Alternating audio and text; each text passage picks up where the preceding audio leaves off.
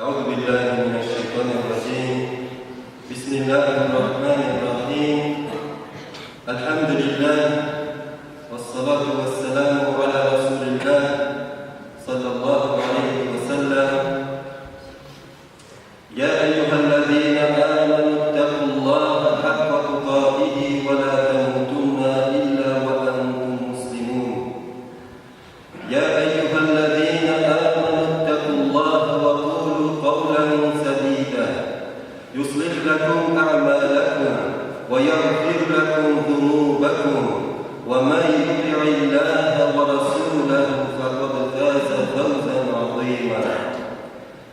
Barcha alamlarni, varlık, tiriklikni, her barcha mahlukatni yo'qdan bor qilib, o'zining cheksiz ne'matlarida bir qachonda kemimas, bir qachonda bitmas boyliqlarida, siy-hurmatlarida, rizqlarida bizni yashatishi, bizning uchun bo'lgan butun boyliqlarimizni bizga eng yumor ravishda berishi, bizni har vaqt qo'yib turuvchi, bizning turmushimizda kerak bo'lgan butun ayyorlarni bizga rizq qiluvchi, birdan bir xo'jamiz, birdan bir tog'imga loyiqli bo'lgan Rabbimiz, birdan bir ilohimiz Alloh Taologa hamd maqtovlarimiz bo'lsa edi. Dinimiz islom qonunlari bizga o'rgatib qoldirgan, var yandan da bizning uchun eng ko'rkam, eng xayrli o'rnak bo'lgan suyukli payg'ambarimiz Muhammadga Alloh Rabbimizning salami ham salomati bo'lsa edi. Hurmatli qardoshlarim, har barchamizga Alloh Rabbimizning salamlari, rahmatlari ham barakatlari bo'lsin. Assalomu alaykum va rahmatullohi va barakatuh. Allah Rabbimiz şuşu cuma gününde o'z yurtuna kelib qilgan ibodatlarimizni rahmati bilan qabul eylesin.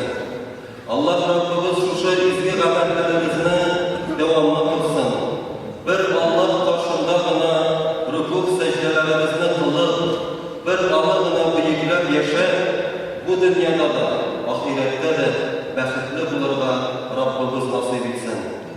İki cuma arasında bilirmi, bilmişimi, bir taraflılık ko'rsatibmi, unutulubmi, qilgan xatolarimizni, yanlışlarimizni, gunohlarimizni Allah Rabbimiz o'zining cheksiz mag'firati bilan kechirsa edi, g'afur etsa edi, o'z rahmatida bularga har barchamizga nasib eylasa edi. O'zimni ham sizlarni qardoshlarim chaqiram taqvolikqa, Allah Rabbimizning emri bilan, Allah Rabbimizning chaqiruvi bilan Alloh Taologa yaqin bo'lib yasharga, har vaqt Rabbimizni esingizda tutib, onun qarshida qo'shgan amirlarına bo'ysunib, qilgan buyruqlaridan tiyilib, bir olig'ini buyuk Rabbimiz etib tanib, onun qarshida gunohlarga kiruvdan, onun qarshida uyal kishi yomon ishlar qiluvdan uyalib, taqvo bo'lib, Alloh Taologa bo'ysunib yashashga chaqiran har barchamizni. Rabbimiz Alloh ushbu juma kunlarimizga barakat bersin. Ham umuman har bir kunimiz Alloh Taoloning rahmati bilan barakatli bo'lsa edi. Qilgan izgiliklarimiz qabul bo'linsa edi. Hurmatli qardoshlarim, bugungi xutbamizda sizning bilan to'xtalasim kelar bir hadisga. Peygamberimiz sallallahu aleyhi ve sellem'nin bir hadisine, bu hadisni endi ko'plaringizning eshitgani de vardır. Bu hadisni o'qib, ilmda olganlarimiz vardır. Şuşu hadisga ham ondan chiqqan qo'y bir qoidalarga to'xtalib, esga tushirib ketasim keladi. Abu Malik al-Ash'ari radhiyallohu anhu topshirgan hadisda, bu hadis İmam Muslim, İmam Ahmad yayınlarında gelen Peygamberimiz sallallahu aleyhi ve sellem ayette, "Et-tuhuru şatrul iman." Velhamdülillahi temla'ul mizan ve subhanallahi velhamdülillahi temla'ani ev temla'u ma beyne semavati vel ard.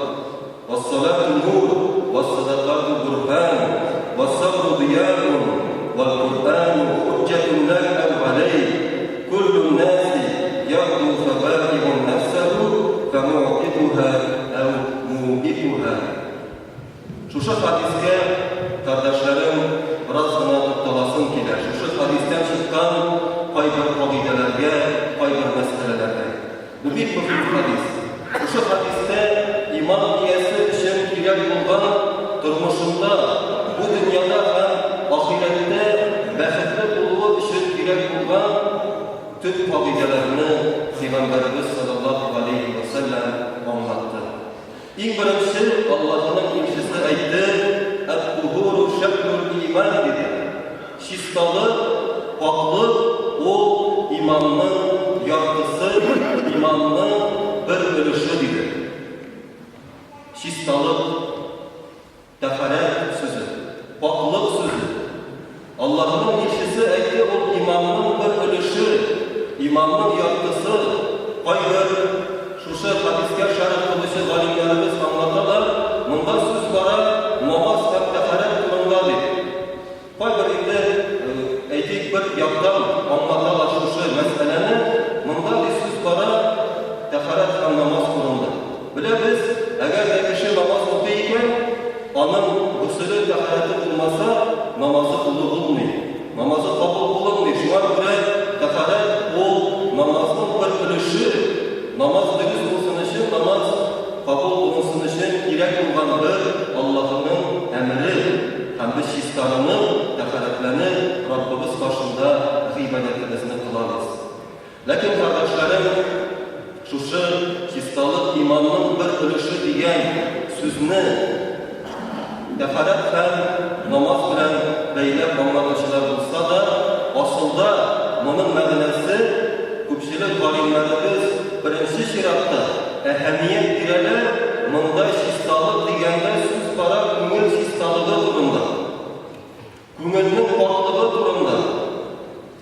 İmanға kilyen kişi Allah Teala'nın bir üzüne bilen ibadet kılırda kılı yoluna bastan kişi o üzünün küngülün, üzünün canın, üzünün yüreğin şistartırda diyeşkin birinci Allah'a dinleşlik kılının bütün türlerinden.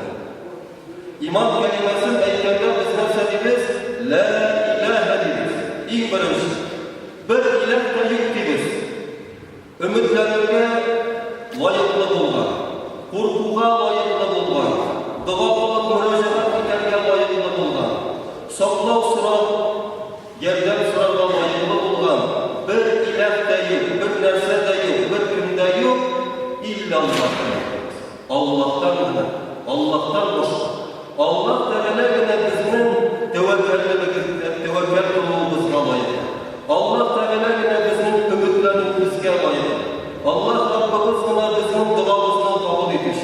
Allah Teala gına bizinin ilahi revişte korku, yani korkulga layıklı olan zat. Allah Teala gına bizinin yurtlarımızga bəxet getirmiş. Ol gına bizinin yurtlarımızını, vayetlarımızını, turmuşlarımızını saklamıştır. Ol gına bizinin birden bir ilahimiz. Şuna göre bu imanın bir ülüşü bulgan, iman bilen kurulan kuru beyli bulgan şistalık meselesi yüreklerimizni, canlarımızını Allah'ta dinleş kulu revişinde bulgan her bir amelden, her bir işten biz şistartırga deyiş. Eğer de namaz ibadetine baskanşı, cahillik vakitinde eydi, eğer de senin üyüne alıp koydun iken, misal için yurtumunu saklıydı, yurtuma boylut getiredi, ya ki bir ofisine boylut getiredi, alıp koydun iken, yaşır üstleri bakanı, senin de La ilahe illallah deyip aytdın iken, bu ayrısından indi olarla değiştirir. Sen şuşu aybirinin bəxet getirüğüne, şuşu aybirinin boylut getirüğüne en birinci küfürlük kılırga değiştir. Bu bir neydiler ile olan nedir? Eğer de sen başarılı yolunu paramlaşıp tutup çıksa, hem şundan yüreğine şik kırsan, korku kırsan, sen hazır ettin La ilahe dedi. Ol bina ziyan getire almayı, ol bina bir nevi başarılı getire almayı, Allah Rabbim gına, Allah Rabbim gına benim hocam, benim birden bir gıybadetgar olgan Rabbim, birden bir ilahim. Şuna göre kardeşlerim, bu meselede biz dik игътибарлы булырга тиеш. Хәтта еш кына үзебезнең дә күргәнебез бардыр. Мөселман, үзен мөселман санаучы кардәшләребез арасында, мәсәлән, бик нык курку белән бар куркучылар, төрле сихерчеләрдән, күрәзәчеләрдән һәм башка. Пәйгамбәрбез саллаллаһу алейхи ва саллям җәннәткә кирмәс диде. Ла ядхулул җанна диде. Муъмин сихергә иман итүче диде. Ягъни Аллаһның рөхсәтеннән башка сихер миңа зыян китерә ала дип ышанган кеше ул җәннәткә кирмәс диде. Шуңа күрә менә тәүфик белән, Аллаһның берлеген тану белән бәйле булган һәрбер нәрсәдә без аны бәйләргә тиеш Раббыбыз Аллаһ белән. Куркабыз икән, әйтик, ниндидер бәла-каза китерә нәрсәдер миңа дип, китерә алмый Аллаһ теләмәсен. Без үзебезнең иманнарыбызны менә шушындый уйлардан, шушындый шикләрдән иманыбызны саклар өчен күңелебезне без пакларга тиеш. Пакларга тиеш. Өмет баглыйсың икән, кемгәдер яки нәрсәгәдер, Аллаһтан башка син үзеңнең күңелеңне топландырдың, кирләндердең. Син шушы ла илаһа иллаллаһ дигән сүзеңә каршы килдең. Шуңа күрә өметләнәсең икән, өметлән Аллаһка гына. Ул гына лаеклы.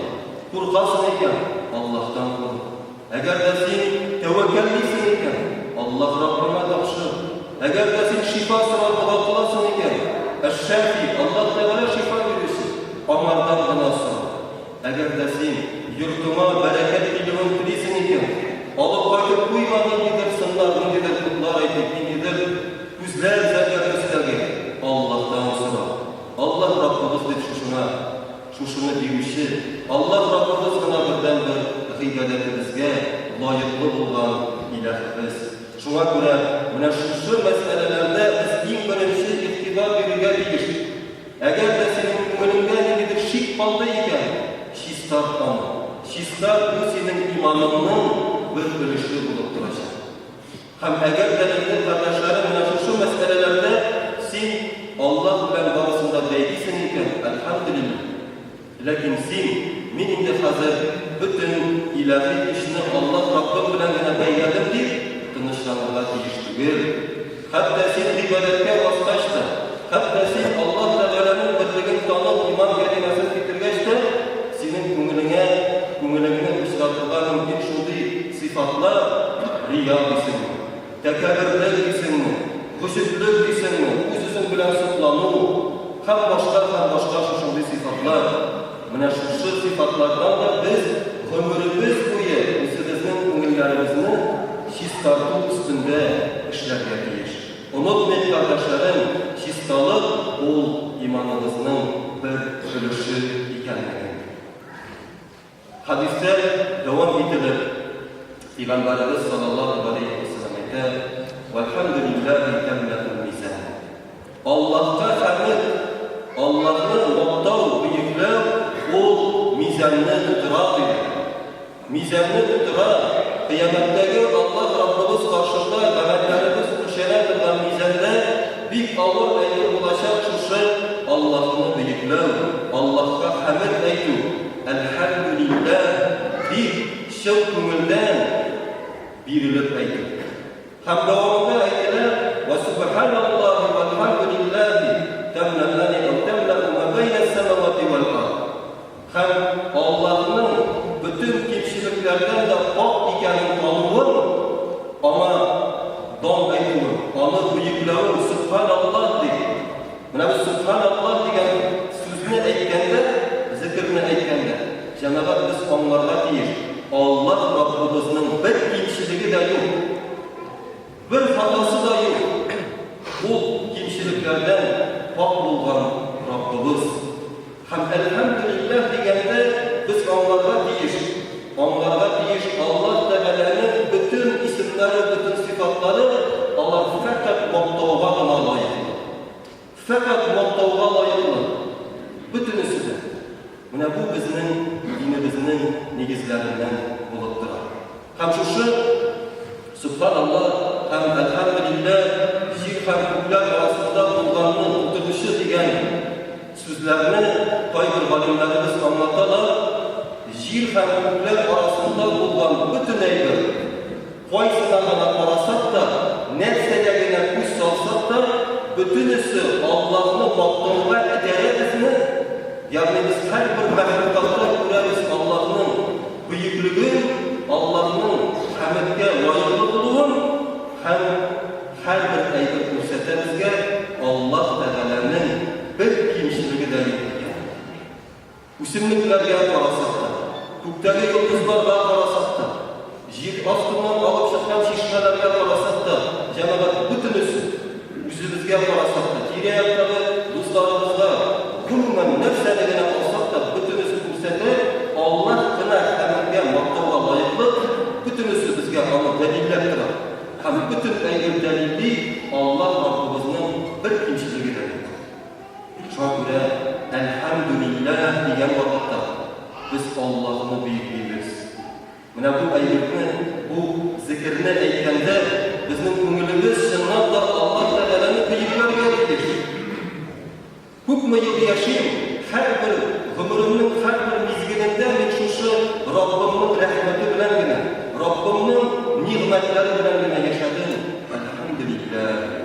Allah Rabbime hamd olsun. Subhanallah deriz. Mine ben hükmü ömür yaşayayım, mime farklı hükmü kişiler yaşayan, bütün üstüne Allah Teala hükmü kirek, şunun farklı nimetlerin birden tiyişli derecede. Hem Allah Teala naşuşu, bundan her vakit o bir nini anın kimşiliği de bulmadı. Bir nini hatası da bulmadı. O kamil, şista, bak bulgan Rabbimiz. Naşuşunu anlap zikir etkenler cemalar, bizim bu zikirlerimiz mizanda ağır bulaşır. Ama ecri, jir hakimler arasında tutulurluk derecede büyük bulaşır. Allah Teala'nı büyükler hem anı aklav olacakta bir zor amel, bir zor izgilik olur sanalar. Hem Allah Teala hadiste devam etilip ayetiler "Vessalatu nur", namaz ol nur. Namaz ol nur, iman iyesinin nuru. Bu dünyada da ol nur, hem ahirette de nur. Namaz okuyan kişi cennet nurlu olur. Bile biz Allah Teala namaz okuşularının secde kılınan vakıfları, jirge diğer aksaları cehennem kutuna haram kıldı. Bu her vakit ona nur biriktir. Lakin mingi namaz, dizgine hareketlenip okuyan namaz mı? Yok cemaat. Allah'ın büyüklüğünü tanı, üzerinin Rabbin başındağı, üzerinin tübençiliğini tanı, birilir tübençilik bilen okuyan namazın. Buna delil olarak yana bir hadiste, ayetiler hadisinin yakınca mağnası Peygamberimiz sallallahu aleyhi ve sellem'de Allah Teala sizge iş namazını farz kıldı. İş namazını farz kıldı. Hem Allah vaada etti. Kimde kim şu namazı aldığından yakşı itip teharetlense, dürüst itip, değişimçe teharetin olsa, şu namazların uz vakitinde kısa, vakiti kuru bilen, iş namaz, farz namaz, uz vakitinde kısadır. Hem namazında değişimçe rükuhun kılsa, hem huşuklığın saklasa, Allah'ta birilip kısa şu namazların değil, Allah Teala vaada etti, onu gafur edecek. Kimde kim kuşmayı işlemeseydi, kimde kim kızının namaz ibadetine sonsuz bulsa, bir taraf bulsa, namazların değişik şekilde varmasa, onun değil Allah bilen ahdi yoktu, kilişimi yoktu. Eğer de Allah diliyken onu gafur edecek, eğer de diliyken onu gazabına tartaşacaktı. Haramızda şu hadiste kardeşlerim, namaz ibadeti Peygamberimiz sallallahu aleyhi ve sellem atadı, Allah bilen kilişudir. Kilişu. Eğer biz üst tarafımızda bulunan kilişunun şartlarını tutuyuz iken, Rabbimizde bulunan ilk hayırlı, ibadetke, игътибарыбызны яхшылап бирәбез икән, Аллаһ Тәгалә вәгъдә итте. Мин сезнең гөнаһларыгызны гафу итеп, җәннәтемә кертәчәкмен. Менә килешү. Аллаһ Раббыбыз үзенең тарафыннан булган килешүне беркайчан да бозмый. Әгәр дә икенче тараф үзенең шартларын үтәсә, Аллаһ Тәгалә вәгъдә итте һәм ул вәгъдәсендә кала. Шуңа күрә ике дөньяда да бәхетле булырга телибез икән, җәмәгать гыйбадәтебезгә, намазыбызга игътибарыбызны бирик. Вас-садақату бурхан. Һәм садака ул дәлил бирә. Садака ул кешенең ихласлы булуына, кешенең чиста күңелле булуына, кешенең Аллаһ ризалыгы өчен изгелек кылырга тырышып яшәвенә бер дәлил дип әйтте. Вас-сабру дияр. Һәм сабырлык ул балкып тора торган, көчле булган шундый яктылык диде. Һәм галимнәрбез аңлаталар, бу дөньяда гына түгел ди, каберендәге дә һәм ахирәттәге дә яктылыгы ди. Менә шушы дияр дигән сүзнең мәгънәсен шулай аңлаталар. Һәм менә монда җәмәгать өч әйберне Пәйгамбәрбез саллаллаһу алейхи ва саллям атады. Намаз, садака һәм сабырлык. Һәм өчесен дә үч төрле сүз белән чагыштырды. Намазны нур диде, садаканы бурхан диде. Бурханны икенче төрле аңлаталар, нурдан көчлерәк булган яктылык. Һәм сабырлык ул балкып тора торган яктылык. Менә монда шушы өч гыйбадәт, намаз, садака һәм сабырлык дәрәҗәсе буенча үсеп бара. Һәм кешегә эшләргә дә, кылырга да бәлки авыррак булган әйбер, мәсәлән, сабырлык, сабыр итү, ул иң авыр. Һәм аның яктылыгы да иң көчлесе диде, иң көчлесе. Ягъни дияр, балкыш диде, балкып тора торган яктылык. Шуңа күрә менә бу үзебезнең тормышыбызда булган яктылыкларны һәм ахирәттә, кыямәттә үзебез белән була торган нурның, яктылыкның кадерен белсәк иде. Намазыбызга игътибар бирик. Аллаһ юлында садака бирүебезгә игътибар бирик һәм сабыр булуыбызга игътибар биреп яшәсәк иде. Һәм шулай Пәйгамбәрбез саллаллаһу алейхи ва саллям дәвам итеп әйтте: "Вал Кур'ану хуҗҗатун лака алейк."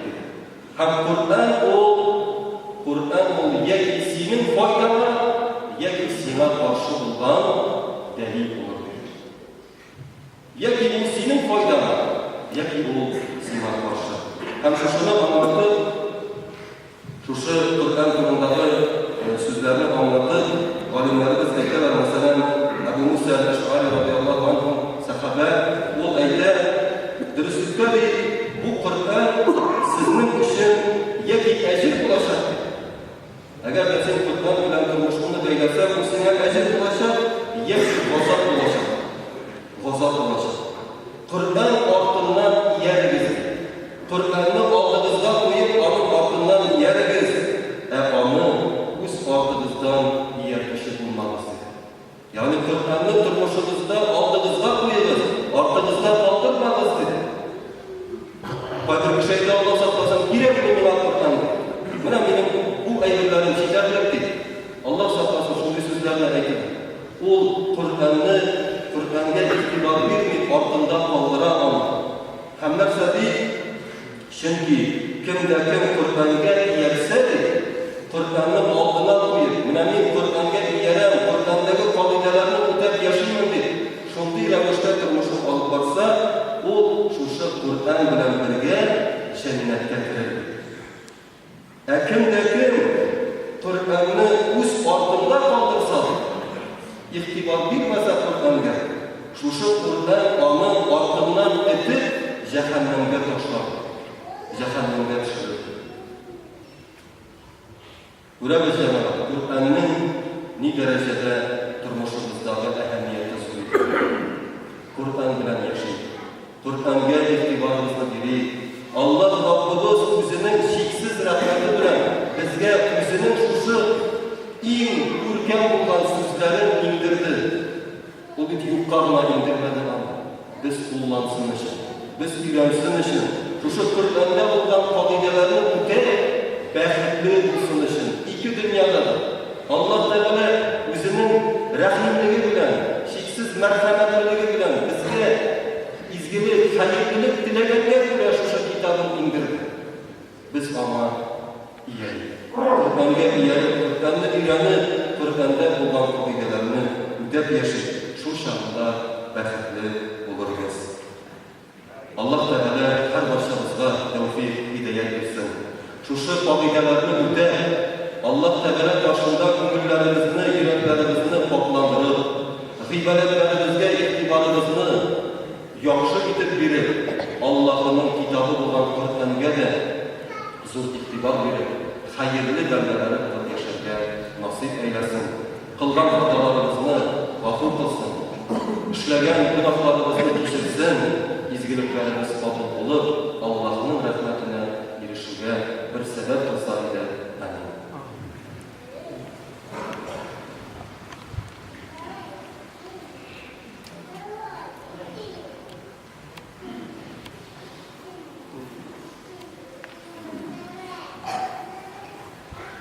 إن الحمد لله نحمده ونستعينه ونستغفره ونعوذ بالله من شرور أنفسنا ومن سيئات أعمالنا من يهده الله فلا مضل له ومن يضلل فلا هادي له أشهد أن لا إله إلا الله وحده لا شريك له وأشهد أن محمدا عبده ورسوله صلى الله عليه وعلى آله وأصحابه أجمعين.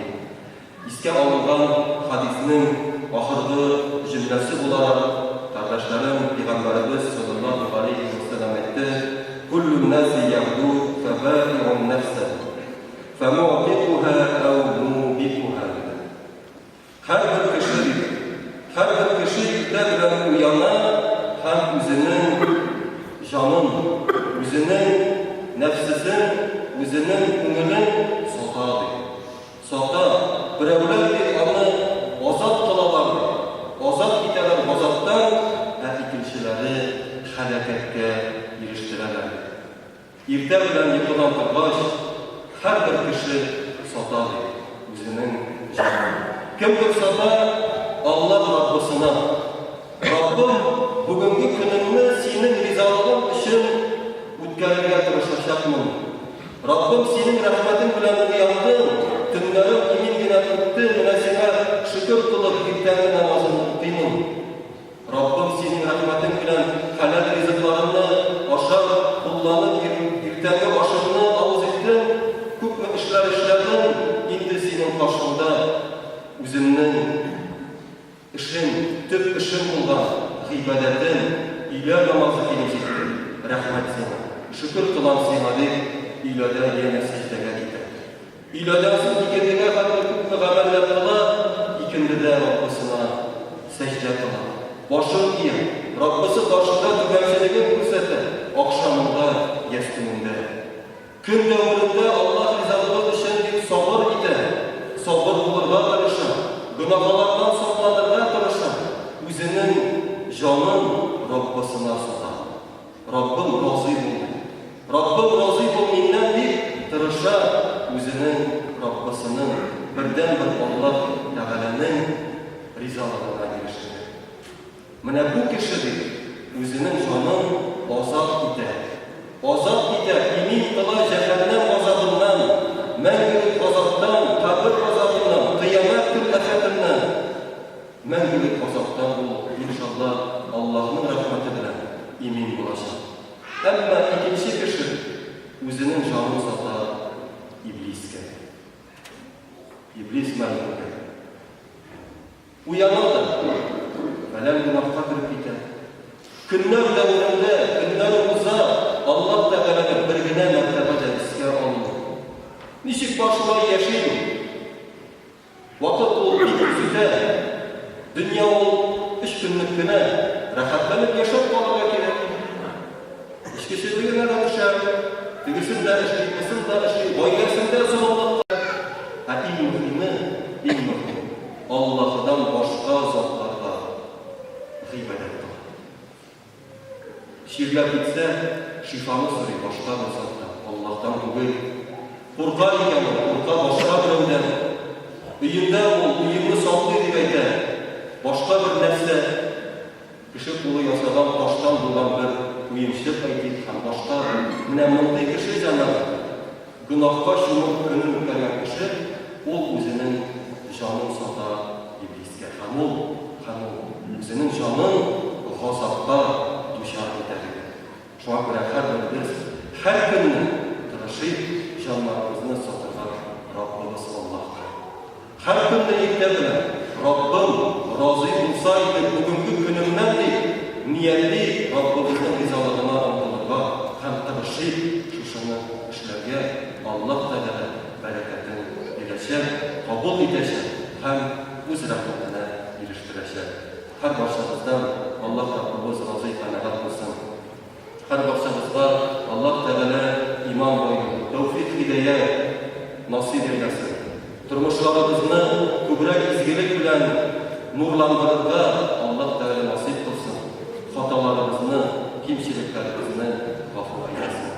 Аллаһумма тaqabbal minna innaka antas samiul alim wa tub alayna innaka antat tawwabur rahim. Allahumma ighfir lana dhunubana kullaha دقها وجلها وأولها وآخرها وعلانيتها وسرها. اللهم أعز الإسلام والمسلمين وأذل الشرك والمشركين. ربنا آتنا في الدنيا حسنة وفي الآخرة حسنة وقنا عذاب النار. اللهم صل وسلم